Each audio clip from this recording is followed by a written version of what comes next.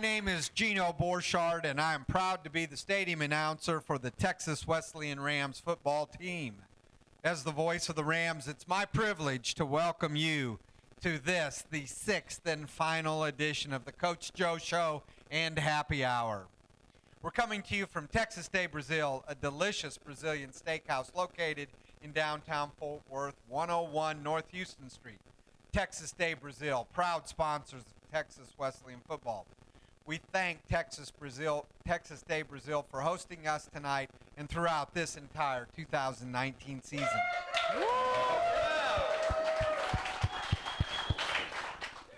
Let's give a big welcome to our fearless leader, Coach Joe. Thank you. Coach, what a great weekend this past weekend. At home, the Rams beat the Steers of Texas College from Tyler, Texas by a score of 61-24. Give us your thoughts about that great win. Well, I'm actually from Tyler, Texas, so we didn't have a choice but to win the game. Otherwise, Christmas and holidays aren't quite so fun. But no, we really hit on all cylinders. Our kids played with a lot of emotion. I thought we were really good in the special teams. I thought special teams were probably really set the table for us and really got us going. We got our punter back, Greg Blazer, for the first time. He was huge. I mean, 4 punts inside the 22, inside the 10, and he was also the SAC Conference Special Teams Player of the Week. So, give it up for Greg because that was outstanding. But it is the first time, and I've been in a lot of ball games, man, as far as coaching, and over like close to 30 years. It's the first one where we've scored over 50 points, and the leading scorer was a defensive lineman. Never had that happen before. Probably will never see it again. But in this season, I've seen so many weird stuff anyway. Who knows what's next? But, no, the offense was great. Avery was very, very, very strong in the first half. The defense created a lot of turnovers. Elijah Hall had 2 picks, a third that got called off because of offsides. But we were really motivated, stirred up, ready to go. And I told them all week, man, this game is about all gas, no brakes. As soon as you think you're going too fast, go faster. All gas, no brakes. And they took that to heart, and they played with a lot of emotion. They played together, and they had fun. No question about it. Well, very good. Okay, well, let's just get right in there and talk about Gregory Blazer as the stadium announcer. Some of the players like to be called different kinds of names, and Gregory Blazer, I was surprised to hear you use his first name because he likes to only have his last name announced when he's on the field. I don't know. Do you have any idea where that comes from? Well, I'll tell you a little bit about Blazer, Gregory Blazer. He is a 4.0 student. He is an accounting major, very, very bright, but also understands his place, as far as he did a good job, etc. But he drives a Mustang, and when he cranks it up, it sounds like a jet about to take off. The whole thing. Yeah, I let him leave practice early as long as he kicks well. When he doesn't kick well, he gets to stay the whole practice. But he's a really interesting guy. He's very bright. He is very good at what he does. And he was excited to finally punt. This is the first game he got to punt in because he had an issue with his hand. He broke his hand. There's the issue with a girl or something. He punched a wall. That's the thing is women will rule the world if they ever all get together. We're done. But, that's a side note. But Blazer's a great kid, great punter, very athletic, but a different cat. I was checking classes the other day and walking around, and I was by the business building because that's where he always is. And I walked by, and all of a sudden I heard the big great startup. Look up, and there's Blazer hopping in. Hey, hey Doc, see you later. The professor and walking out. So different cat, great player, Gregory Blazer. Okay, very good. Well, it's really special to have a guy like Blazer on the team. His long punt went 57 yards. Really special to have a player that can flip the field for you. Well, it was huge. The field position the other day was that was the story of the game, really. I mean, the field position early, the block punt, the down it in the one, all those things really led to it. And I thought the block punt and the safety were the two things that kind of, really stemmed the tide or found their breaking point. And that's what I tell our kids all the time. Find their breaking point, find their breaking point. And I thought that safety was huge. Very good, very good. Well, let's turn our attention to the defensive side of the ball. Defense had 6 sacks and currently ranks first in the nation in sacks. Really special performance by the defense. And as you said, what a great day for Ryan Leichus. He's a junior from Sacramento, California. Not very often you see a defensive lineman score 2 touchdowns, but we got to see that on Saturday. One was a blocked punt, and the ball went up in the air, and he caught the ball, which is always dicey for a defensive lineman. And then he had a scoop and score later in the game. Really special day for Ryan. Yeah, Ryan, the crazy thing about Ryan is he's a coach's kid. He's also military. He spent some years out in the military, and you know, when all the players come out of a meeting with Duckworth, when he's really ripping them and going at it, and you know, they're coming out and their eyes are all just, you know, messed up and everything. And I look at Leichus, and Leichus like, hey, we killed people over in Germany, so it is what it is, and we were trained to do this, and I was in a team. We were there for 2 football. He's got some injuries going on, not major, but some old man type injuries that we all have. But he's always in the right spot for a play. And that's part of being a coach's kid, I think. You know, last year he had a scoop and a score. He had the block deal, and he's in the right position. He's always calling the right plays and always, you know, trying to get people lined up right. And it was really good. I thought Cody Pettit was really, really good the other night. And Cody's probably about 215 pounds out of Mansfield Summit. Way too small to play D-line. Nobody should tell him that. But he had a safety. He had a couple of sacks, I think. And he was really instrumental in being very disruptive. And that's pretty big for a kid that's like 5'10", 215. But boy, I tell you what, when he pins his ears back, he goes. And that whole defense, they understand about hunting quarterbacks. And that's what Doug's all about. And, you know, it's great to be number 1 in the nation in leading in sacks. Yeah, that's fantastic. And now turning our attention to the offensive side of the ball, quarterback Avery Childs, a sophomore from right here in Fort Worth, had 4 touchdown passes, which is a school record. What did you think of Avery's performance? You know, I thought Avery was great. I thought his accuracy at times is just incredible. You know, we were trying to set a tone the whole time, and you know, we sent Rolf up on the fade on the left side, and boy, he threw a dime. I mean, right on his hands. He threw a lot of accurate passes. The only thing that kind of gets Avery in trouble a little bit at times is that he thinks his talent is a little more than it is. You know, and the confidence thing is great. But when you're scrambling, you don't want to throw a ball, you know, going to your left and wing it in the right and have interceptions. But outside of that, Avery understands the offense as well as anybody, including Coach Cox. And he makes the right calls. He got us in some good checks. He did a lot of things that were, you know, the right call. And I'm going to tell you what, they hit 4 receivers in one game for touchdowns and spread it out like that. I think it was a different touchdown for everybody. Avery's great. He leads our Wednesday night Bible study. You know, he does that. He wants to be a principal, possibly, you know, first be a football coach and athletic director, which is the model for everybody out there taking notes, is if you're going to have a principal, they should first be a football coach, then an athletic director, and then a principal. Then they understand all the logistics necessary that are crazy and the adjustments you have to make. But Avery he's really bright. He's very selfless. In the meeting, he gave a very, you know, because we have what we call put-ups. And put-ups are when somebody gives a compliment to somebody on the team, because it's really hard for those guys to give each other compliments. You know, men to give each other compliments is, for some people, awkward. So Avery asked for put-ups, and his first put-up was to the offensive line and then to the scout team defense for what they did to prepare. He says, yeah, Coach, you know, told me I did a great game and all that. He goes, but without you guys, none of this happens. So very selfless servant leader. Well, very good, very good. And, you know, fans out there watching and fans here tonight, this is one of the great reasons why you can feel really proud to get behind the Rams. We've just talked about 3 of the outstanding players Saturday night. One a veteran, one a 4.0 student, and the third one a selfless servant leader. You got to feel really good about the kind of guys kind of young men you have on this team, don't you, Coach? Oh, I'm really, really proud of the guys we have on our team. And what's really a little bit of a, I don't want to say a tragedy, but was kind of a disservice is I've got a whole team of those type of guys.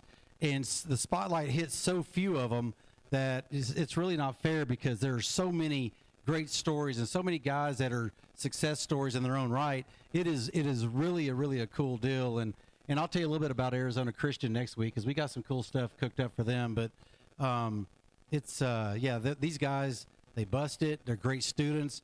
They get after it, and they're very selfless. And man, it is so countercultural to get them into that direction to where to be selfless instead of selfish. It's and they're buying in and they get it. And once they do serve others, man, they feel so much better about themselves. Well, that's just great. Again, it's the greatest opportunity for a family in Fort Worth. $10 to get in the game and watch some young men that are really striving to be champions on the field and off the field as well. Again, fans, we're coming to you from Texas Day, Brazil, located in downtown Fort Worth. Coach, let's look ahead. The Rams have 3 games remaining. If it's Saturday afternoon and it's 2 o'clock, it's time for Ram football the rest of the way. This week, the Rams take their last road game to Oklahoma to face the 22nd ranked team in the country, the Lions of Langston University. The Lions are still in the hunt for the conference championship. They're still in the hunt to make the national playoffs. Tell us about the game and give us your thoughts on that.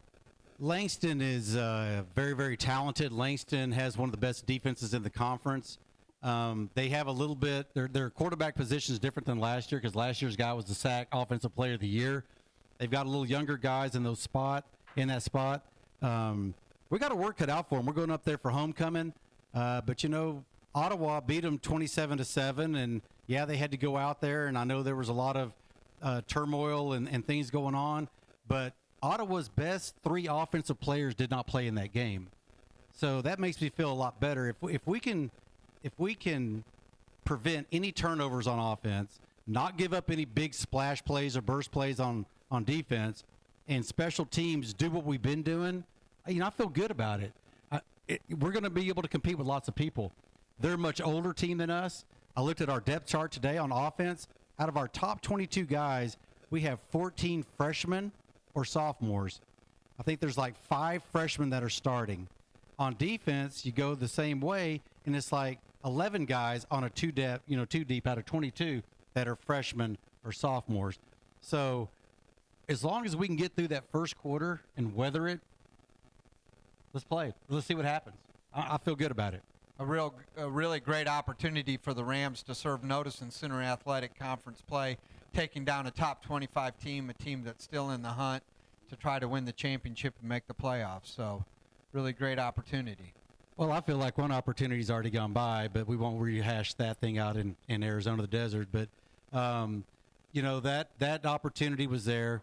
And then the Langston thing is they are so talented, but I feel like we can compete with them. We competed with them last year for a while until we had the rain delay and everything. But, yeah, I told my guys, I said, we're going big game hunting. We're going to go after an opponent that's really, really good and nationally ranked. And, why hunt rabbits when you can hunt a lion? And that's what we're going to try to do. We're hunting a team that is really, really good, got a great coaching staff. Live stream the game Saturday afternoon by going to ramsports.net, or another great choice is to head over to Ben's Triple B's, located on the corner of the Texas Wesleyan campus. Eat a big old cheeseburger and watch the Rams take down the Lions. It's a great atmosphere over there at Ben's. He puts the game up on all of his big screens, and we sure appreciate the support that Ben gives the team as well. Now then, Coach, after this Saturday, the Rams come home for the final 2 games. And again, it's really simple, fans. If it's Saturday afternoon and it's 2 p.m., it's time for Ram football. It's that simple. No reason that you can't have that on your calendar. But let's go ahead and talk about that November 2nd game when the Rams will host Arizona Christian. Last year out at Arizona Christian, the folks out there started something that's called the Be Relevant Classic. And the Rams will be hosting the Be Relevant Classic. Why don't you tell the fans a little bit about that? It's really a cool opportunity. Last year, Don Kyle is the president of the Grand Canyon Gridiron Club. And his father was a captain on a basketball team at Texas Wesleyan.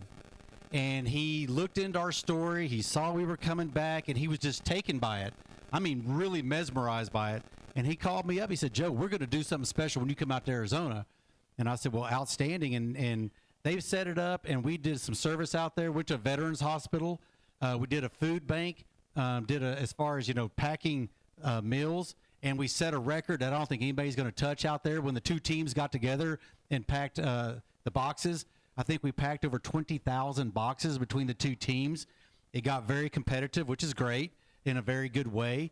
And then we had dinner together at somewhere in Arizona. One classy guy. He helped get them started in 2014. Was their first season, and so he and I hit it off. And he said, "Hey, we're going to do this next year." I said, "Man, I'd love to do it. Let's go to Fort Worth." And he mentioned the SAC Media Day that was done here, and the SAC Media Day is probably one of the landmark events that ever happened to kick off the conference. It was done so well with so much class. So I said, "Yeah, Jeff, we'll get this thing going." So what we're going to do next week on Friday, they're going to come in. We're going to do service. The Tarrant area food bank, we're going to go pack meals there, and they want 50 people. So we got 50 guys going to go there and work. Tim Rolls, one of our Ram Club guys, one of the main Ram Club guys, has got us set up at the Union Gospel Mission. They want 20 of our guys. So we'll send 10 Wesleyan guys and 10 Arizona Christian guys out there, and they'll mix it up. And then we're partnering also with Fort Worth PD with a Bikes for Tykes program. So we're going to put together 90 bicycles, and there's 70 guys going to do that. So that we're going to have, and what's really cool is everything is mixed. It's all them and all us, and we kind of get it all together. So we'll do that from like 9 o'clock to 11 o'clock, 11:30, do the Ram Club lunch. And what I think is probably really exciting, is that Jeff Bowen is going to bring one of his guys. I'm going to bring one of my guys, and we're going to do the Coach Joe Ram Club lunch together, which I don't know if anybody's ever done that. As far as in conference play, the two head coaches are going to come out, have a day of service together, go do the Ram Club luncheon together, do a walkthrough at opposite stadiums, and then have dinner together because Blue Mesa is going to take care of us over there with the Police Event Center and put them back together. And I think to do that type of thing takes it to a new level. It's not about them. It's not about us. It's about what we can do for the community. And to have two programs to do that together, I think speaks volumes of both institutions involved, but also what football should really bring for communities. Service together.